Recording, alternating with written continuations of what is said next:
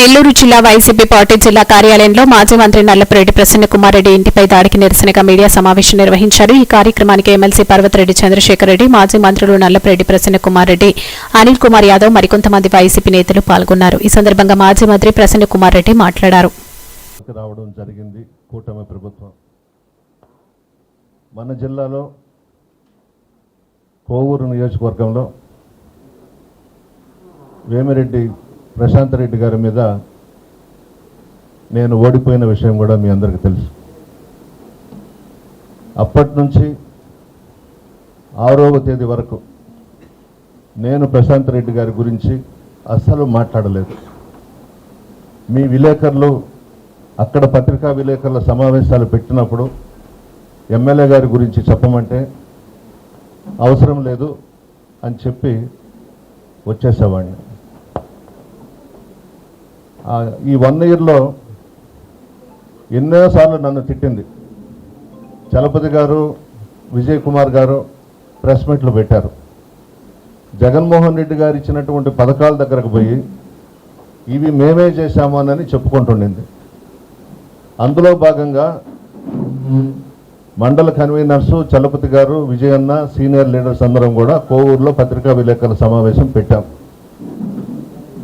వాళ్ళు చెప్పింది కూడా మేము చేసిన పథకాలు మీరు చేసినట్టు చెప్పుకుంటున్నారు, ఇది కరెక్ట్ కాదమ్మా అని చెప్పి మాట్లాడారు. దానికి కూడా వ్యక్తిగతంగా దాన్ని డైవర్ట్ చేసి నన్నే తిట్టడం మొదలుపెట్టింది. దేశంలో ఉండే అన్ని జిల్లాల్లో తెలుగుదేశం పార్టీ మహిళా అధ్యక్షుల దగ్గర నన్ను తిట్టించారు. అయినా పర్వాలేదు, నేనేం వాటి మీద స్పందించేది లేదు. నేను ఎందుకు మాట్లాడానో ఓవర్ యాక్షన్ అయిపోతుందని, ఎక్కువగా ఎట్లా అంటే అట్లా మాట్లాడుతుందని చెప్పేసి నేను మాట్లాడింది వాస్తవం. 7వ తేదీ ప్రభాకర్ రెడ్డి గారికి కూడా ఒక చిన్న సలహా ఇచ్చా అందులో అంటూ, ఆ విధంగా అయితే బాగుండేది, బోరు బావిలో పడిపోయినావు నువ్వు అని ప్రభాకర్ రెడ్డి గారికి చెప్పడం జరిగింది. బోరు బావి అంటే ఏంది?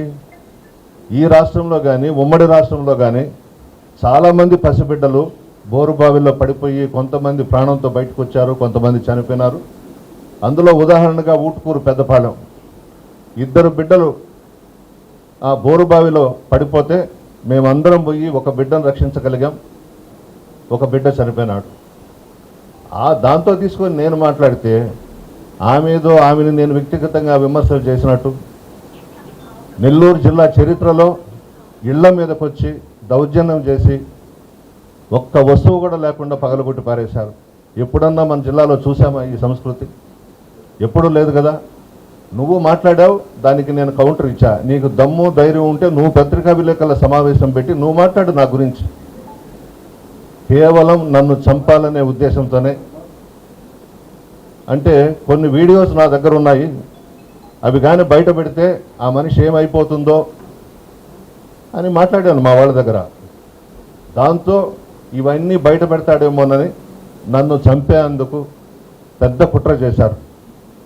దైవాధీనం, ఆ దేవుళ్ళే నన్ను నా కుమారుణ్ణి ఆ ఇంట్లో ఉంచి బయటకు పంపించారు. ఎవరో రజత్ రెడ్డికి సంబంధించిన ఫ్రెండ్ భోజనానికి పిలిస్తే అక్కడికి వెళ్ళాం. ఈ లోపల ఇదంతా జరిగిపోయింది. ఇప్పుడేం మాట్లాడుతుంది? నేను చేసింది కరెక్టేను, మా అభిమానులు వెళ్ళారు, ప్రసన్న కుమార్ రెడ్డి, అనిల్ కుమార్ యాదవ్ గారు వీళ్ళిద్దరూ మాట్లాడుకొని వాళ్లే చేసేశారు, వాళ్లే పగలగొట్టుకున్నారు. బుద్ధి ఉందా కొద్దిగా? ఎవరు ఇళ్ళు పగలగొట్టుకుంటారు? అనిల్ కుమార్ గారి మనసులో అది లేదు, నా మనసులో అది లేదు. జరిగిన రోజు రాత్రి దాదాపు 3000 మంది మా వాళ్ళందరూ వచ్చేసారు. మీరు అనండి సార్, మేము వెళ్తాం ఆ ఇంటికంటే నేను చేతులు పట్టుకొని వద్దు, అది మన సంస్కృతి కాదు, మన సాంప్రదాయం కాదు, వాళ్ళు చేసిన దానికి మనం ఆ ఇంటి మీదకి పోవడం కరెక్ట్ కాదని నేను బతిలాడుకుంటున్నాను 4-5 రోజుల నుంచి, జరిగిన రోజు నుంచి ఇప్పటి వరకు కూడా. నిన్న కూడా వచ్చారు వెళ్తామని. అది మంచి సాంప్రదాయం కాదు. ఒక పద్ధతి ప్రకారం నెల్లూరులో రాజకీయాలు ఉన్నాయి. ఎలక్షన్స్ అప్పుడు తిట్టుకుంటాం, ఎలక్షన్స్ అయిపోయిన తర్వాత అందరం ఫ్రెండ్లీగా మాట్లాడుకుంటుంటాం. అది రాజకీయం. ఎక్కడా చూడలేదు. నేను కానీ ఉంటే, నా కొడుకు ఉంటే మా ఇద్దరిని కూడా చంపేసేవాడు. మీరే చూశారు మా ఇంటికి వచ్చి. ఏ రూమ్లో కూడా వస్తువులు లేవు. ఆఖరాకి నా మనవరాలు చిన్న బిడ్డ ఉయ్యాలు కూడా పగలగొట్టేశారు. చేసి గందరగోళం చేసి ఒక మచ్చలాగా మిగిలిపోయింది. తప్పది. ఇప్పటికైనా రాజకీయాలుగానే చేయాలి. ఇదేంది ఇది ఈ విధంగా చేసేది? ఇళ్ల మీదకి వచ్చి ఆ ఫొటోస్ చూపిస్తాం చూడండి, ఎవరెవరు ఉన్నారో 8 మందిని ఫోటోలు చూపిస్తాం. దువ్వూరు కళ్యాణ్ రెడ్డి గారు, ఇందుకూరుపేట నాయకుడు.